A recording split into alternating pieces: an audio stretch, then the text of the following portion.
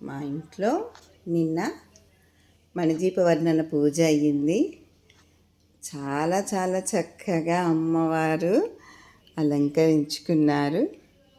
అయితే ఎవరింట్లోనైనా సరే, ఏ కోవిల్లోనైనా, ఎక్కడైనా సరే ఒక్క ఈ అమ్మవారే మనకి లలితాదేవిగా దర్శనమిస్తారు. కానీ ఇక్కడ చూడండి, అమ్మవారి పర్యంకమే కొలువు తీరి ఉంది. రాజ్యాంగమి కొలువు తీరి ఉన్నది కదా.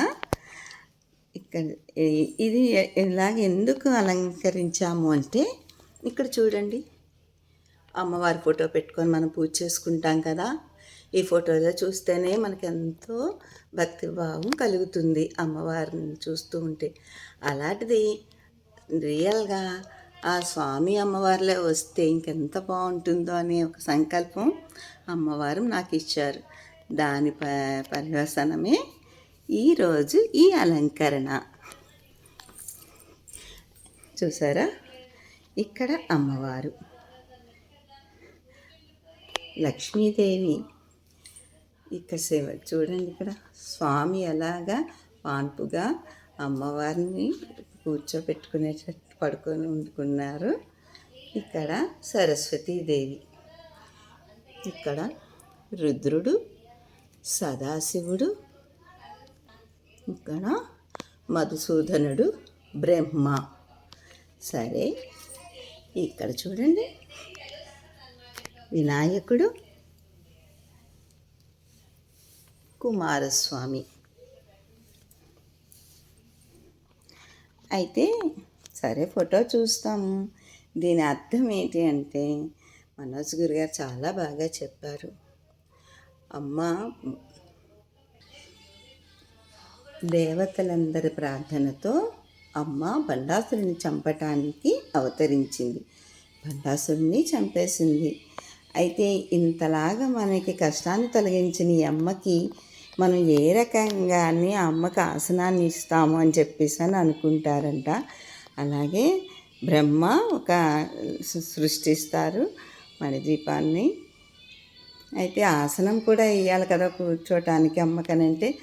చూడండి, లక్ష్మీ సరస్వతులు చామరాలు వీచుతూ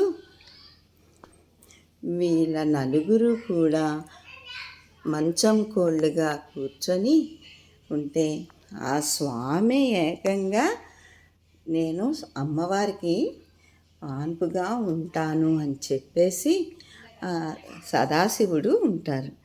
అయితే అమ్మ కదండి, ఇక్కడ ఇద్దరు కొడుకులు చూడండి, వినాయకుడు, కుమారస్వామి అమ్మ దగ్గర ఉంటూ అమ్మకు మేము పూజ చేసుకుంటాము అని చెప్తూ ఈ రకంగా అమ్మ తాలూకా పర్యంకం ఏర్పడిందన్నమాట.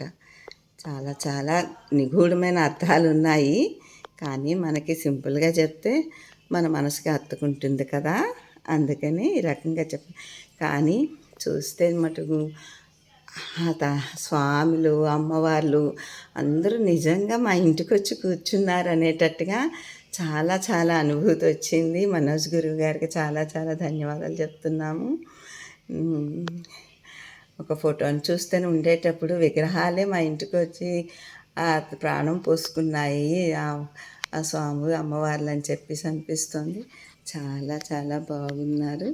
మా ఇంట మణిద్వీప వర్ణన పూజ నిన్న చాలా చక్కగా అయ్యింది. అందరూ బాగా దర్శనం చేసుకున్నారు. కైలాస గౌరి నోమ అందుకున్నారు. అమ్మ ఆశీర్వచనాలు తీసుకున్నారు. రాజ్యాంగమి కొలువు తీరియున్నది, రాజరాజేశ్వరి రాజ్యాంగమి కొలువు తీరియున్నది. మణిద్వీపేశ్వరికి జై.